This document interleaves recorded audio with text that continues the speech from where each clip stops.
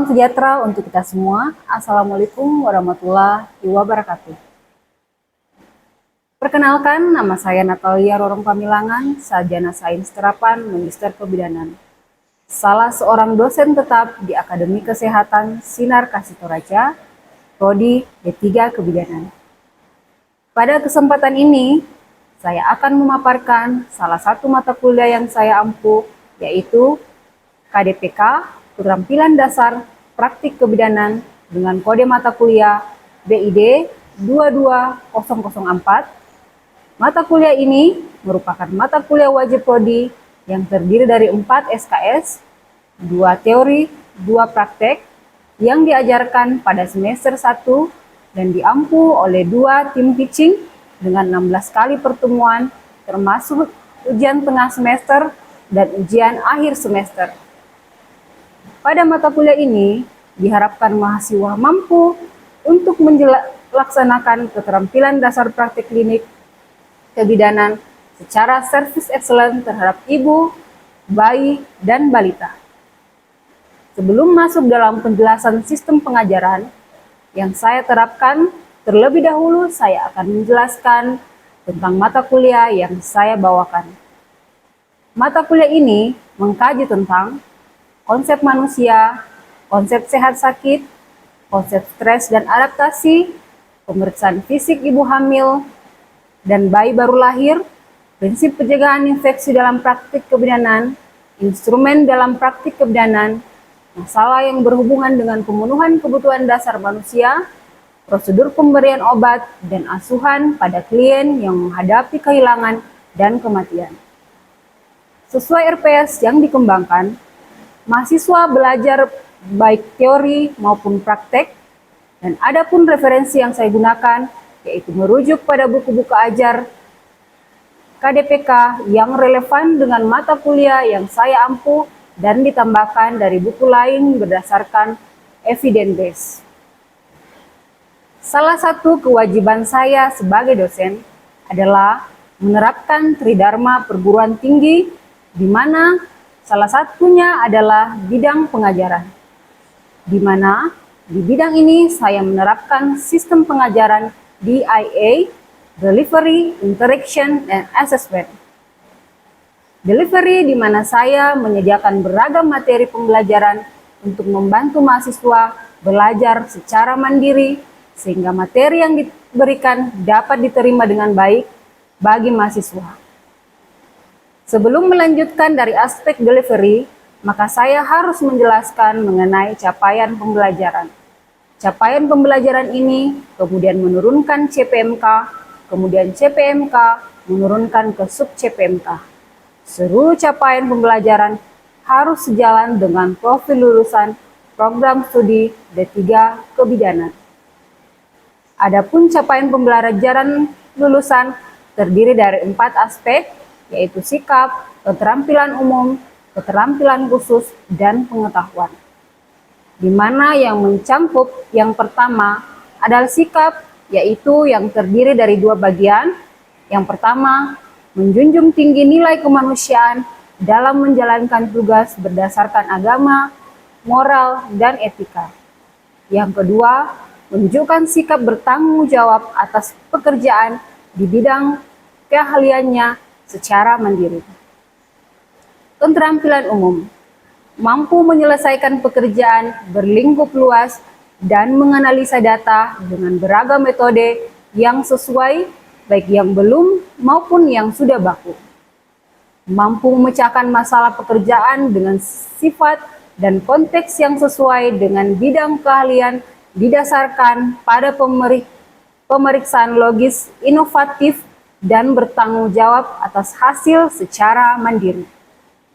Mampu menyusun laporan hasil dan proses kerja secara akurat dan sahih, serta mengkomunikasikannya secara efektif kepada pihak lain yang membutuhkannya. Aspek selanjutnya yaitu keterampilan khusus.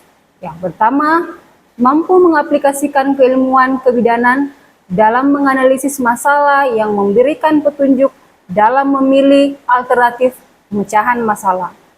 Kedua, mampu mengidentifikasi secara kritis penyimpangan atau kelainan sesuai lingkup kebidanan.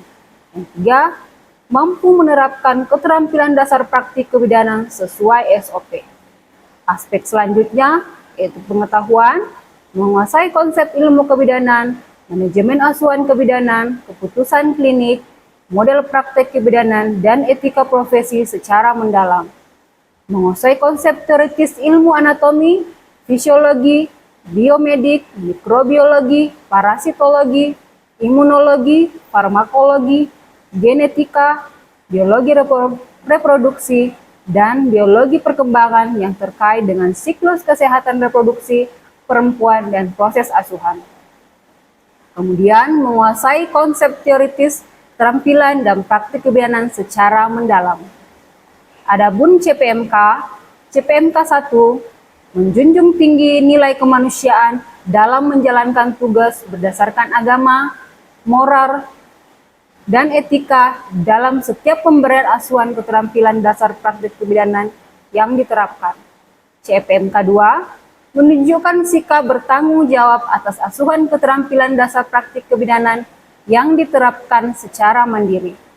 CPMK 3 mampu menyelesaikan pekerjaan berlingkup luas dan menganalisis data dengan beragam metode yang sesuai, baik yang belum maupun yang sudah baku dalam setiap asuhan keterampilan dasar praktik kebidanan yang diterapkan. CPMK 4 mampu memecahkan masalah pekerjaan dengan sifat dan konteks yang sesuai dengan bidang keahlian didasarkan pada pemeriksaan logis, inovatif, dan bertanggung jawab atas hasil secara mandiri pada asuhan keterampilan dasar praktek kebidanan yang diterapkan. CPMK 3 mampu menyusun laporan hasil dan proses kerja secara akurat dan sahih serta mengkomunikasikannya secara efektif kepada pihak lain yang membutuhkannya dalam asuhan keterampilan dasar praktik kebidanan yang diterapkan berdasarkan hasil analisis, informasi, dan data. CPMK 6 mampu mengaplikasikan keilmuan kebidanan dalam menganalisis masalah dan memberikan petunjuk dalam memilih alternatif pemecahan masalah pada asuhan keterampilan dasar praktik kebidanan. CPMK 7 mampu mengidentifikasi secara kritis penyimpangan atau kelainan pada praktik keterampilan dasar praktik kebidanan. CPMK 8 mampu menerapkan keterampilan sesuai SOP dalam keterampilan dasar praktik klinik kebidanan. CPMK 9 menguasai konsep ilmu kebidanan, manajemen asuhan kebidanan, keputusan klinis, model praktik kebidanan, dan etika profesi secara mendalam yang masuk dalam keterampilan dasar praktik klinik kebidanan. CPMK 10 menguasai konsep teoritis ilmu anatomi fisiologi, biomedik, mikrobiologi, parasitologi, imunologi, farmakologi, genetika, biologi reproduksi, dan biologi perkembangan yang terkait dengan siklus kesehatan reproduksi perempuan dan proses asuhan dalam keterampilan dasar praktik klinik kebidanan. CPMK 11 menguasai konsep teoritis keterampilan dasar praktik kebidanan secara mendalam. Ada beberapa metode yang saya gunakan dalam perkuliahan, yaitu metode ceramah, di mana dengan berceramah, materi dan praktek dapat disampaikan secara luas, mudah, dan praktis. Selain itu, metode pembelajaran yang saya gunakan adalah pembahasan studi kasus, serta metode problem solving, yaitu metode pemecahan masalah, di mana pada metode ini dapat melatih mahasiswa dalam menganalisa suatu kasus, kemudian melatih mahasiswa untuk memecahkan masalah.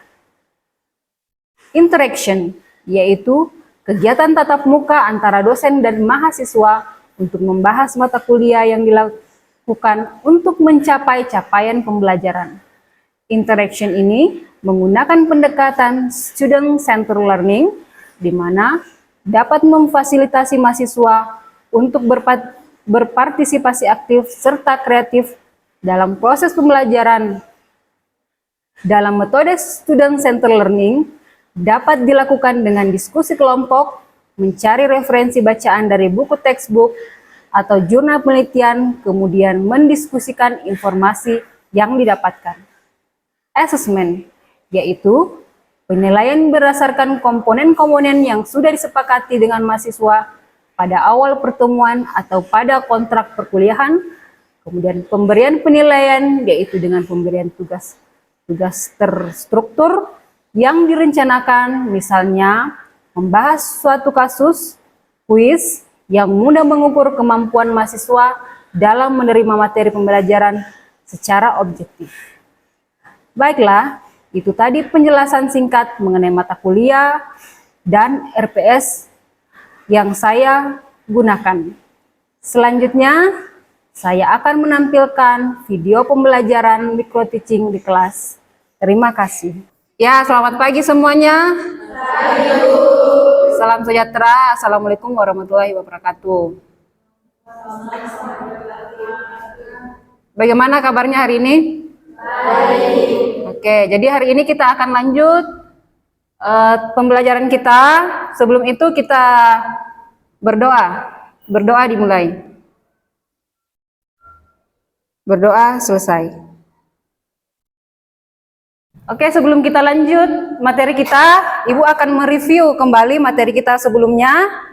Siapa yang masih ingat di sini mengenai instrumen dalam praktik kebidanan? Ya, silakan Irma. Instrumen yang sering dipakai dalam kebidanan yaitu apron dan lenek. Oke, ada yang bisa sebutkan apa fungsi dari lenek dan apron? Ya. Fungsi dari lenek yaitu untuk melakukan pemeriksaan dari kemudian untuk apron untuk melindungi diri dari terkontaminasi dengan cairan saat pemeriksaan. Oke, bagus ya. Selanjutnya ada lagi yang tahu instrumen dalam praktek kebidanan? Ya, silakan Faderlin. Adapun alat yang digunakan untuk pemeriksaan yaitu tensiometer dan mikroskop. Ya, betul ya. Yang tahu fungsinya siapa? Ya, silakan Steffi.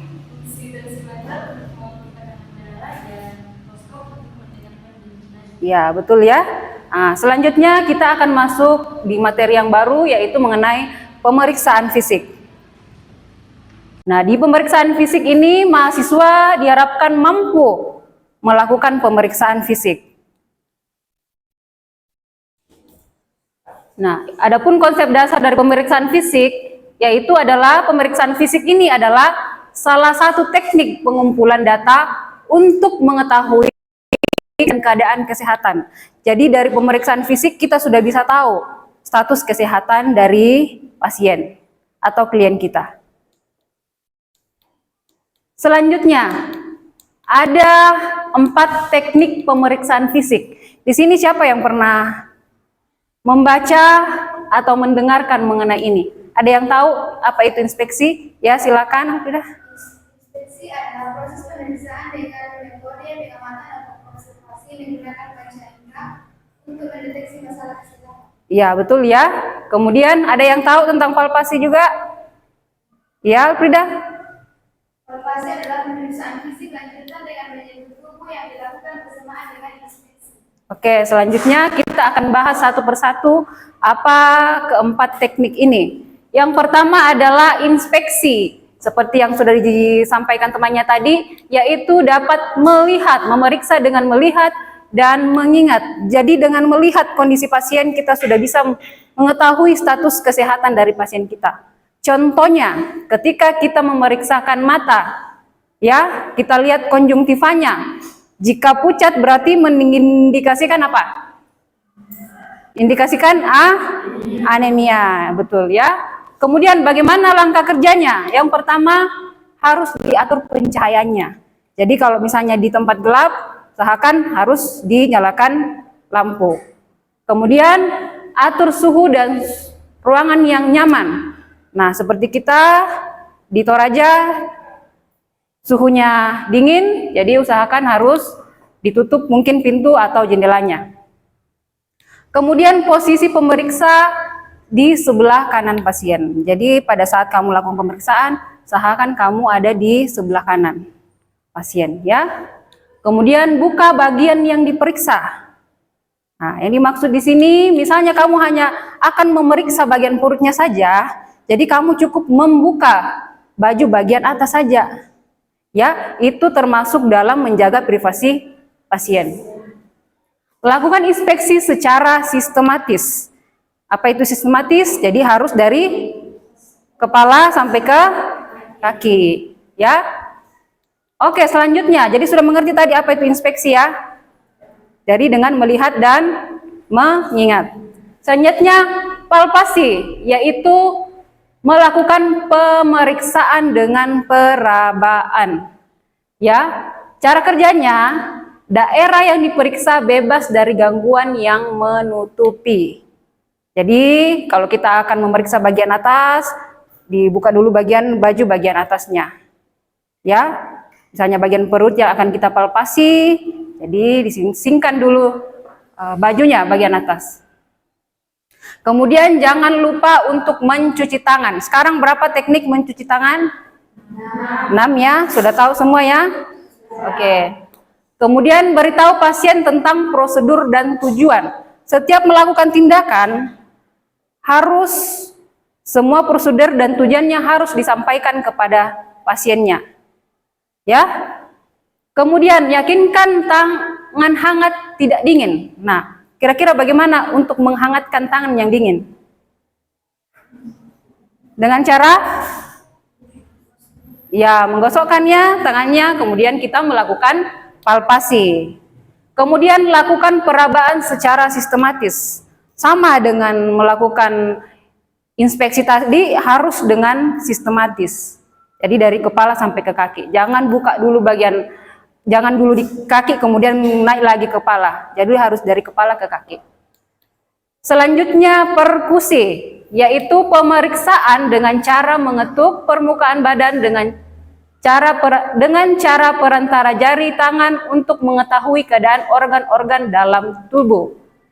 Cara kerjanya, lepas pakaian sesuai dengan keperluan, lakukan perkusi secara sistematis sesuai keperluan. Jadi semuanya harus dilakukan secara sistematis. Itu perkusi. Selanjutnya, auskultasi. Pemeriksaan mendengarkan suara dalam tubuh dengan menggunakan stetoskop. Jadi auskultasi itu adalah mendengarkan. Jadi apa tadi teknik pemeriksaan fisik? Yang pertama adalah inspeksi, palpasi, dan auskultasi. Oke. Selanjutnya, apa yang harus kita persiapkan pada saat kita melakukan pemeriksaan fisik? Yang pertama adalah lingkungannya, kemudian peralatannya, kemudian kliennya. Apa yang kita persiapkan di lingkungannya? Tentu saja privasi klien. Ya, jadi harus ditutup tirai atau ditutup pintu pada saat kita melakukan pemeriksaan, apalagi kalau pada daerah sensitif. Kemudian pencahayaan adekuat, kamar pemeriksaan kedap suara, meja pemeriksa khusus. Itu untuk lingkungan. Selanjutnya peralatan, alat yang dibutuhkan selama pemeriksaan fisik. Jadi pada saat melakukan pemeriksaan fisik, alat sudah harus siap. Ya, jangan pada saat sudah di depan pasien baru kamu siapkan alatnya atau ambil satu persatu. Nah ya, harus sudah dipersiapkan. Kemudian apa yang disiapkan klien? Yang pertama adalah persiapan fisik. Jadi itu tadi masuk dalam, kamu harus jelaskan bagaimana prosedur dan tujuannya kepada kliennya. Yang pertama adalah kosongkan kandung kemih. Apalagi kalau kamu akan melakukan palpasi pada daerah abdomen, usahakan kandung kemihnya harus kosong. Kemudian pakaian klien, posisi klien, ya, posisi apa yang nyaman untuk dilakukan pemeriksaan. Kemudian persiapan psikologi, kemudian penjelasan pemeriksaan, kemudian apa yang harus kamu jelaskan kepada pasienmu sebelum melakukan pemeriksaan. Jadi harus diberitahu pasiennya. Kemudian selama pemeriksaan, perhatikan respon pasien. Kira-kira bagaimana ini? Jadi ketika pasiennya mungkin merasa nyeri atau sakit pada saat kamu memeriksa, jadi harus diberhentikan ya, jangan dilakukan lagi. Ya, lihat reaksi pasiennya, respon pasiennya. Kemudian alat-alat pemeriksaan fisik. Nah, ini tadi sudah masuk dalam instrumen dalam praktik kebidaanannya. Tadi sudah ada yang disebut temannya stetoskop, ya.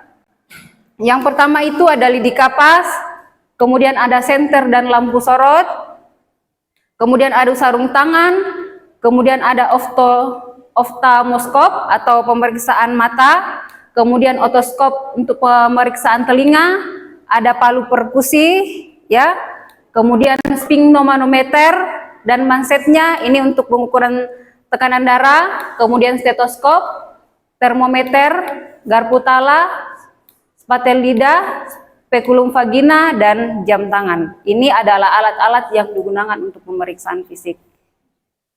Selanjutnya, pemeriksaan fisik per sistem. Nah, di sini kita akan melakukan pemeriksaan, sebelum kita melakukan pemeriksaan fisik, kita akan mengukur tanda-tanda vital pada pasiennya. Nah, di sini siapa yang tahu apa saja itu tanda-tanda vital? Ada pernah membaca? Tanda-tanda vital, satu, tekanan darah. Oh iya, jadi ada 4 tanda-tanda vital, tapi sebelum itu kita harus tahu apa itu tanda-tanda vital atau vital sign. Tanda-tanda vital adalah ukuran statistik berbagai fisiologis yang digunakan untuk membantu menentukan status kesehatan seseorang, terutama pada pasien yang secara medis tidak stabil atau memiliki faktor-faktor resiko komplikasi kardiopulmoner dan untuk menilai respon terhadap intervensi. Jadi nanti kita lihat satu persatu apa-apa saja itu tanda-tanda vital. Nah, ini tadi kalian sudah sebutkan, ada 4, tekanan darah, denyut nadi, laju pernafasan, dan suhu tubuh. Nah, apa itu tekanan darah? Tekanan darah, tekanan yang dialami darah pada pembuluh arteri ketika darah dipompa oleh jantung ke seluruh anggota tubuh. Kemudian pengukuran tekanan darah dapat diukur melalui nilai sistol dan diastol. Tekanan darah dapat diukur dengan alat sphygmomanometer dan stetoskop untuk mendengar denyut nadi.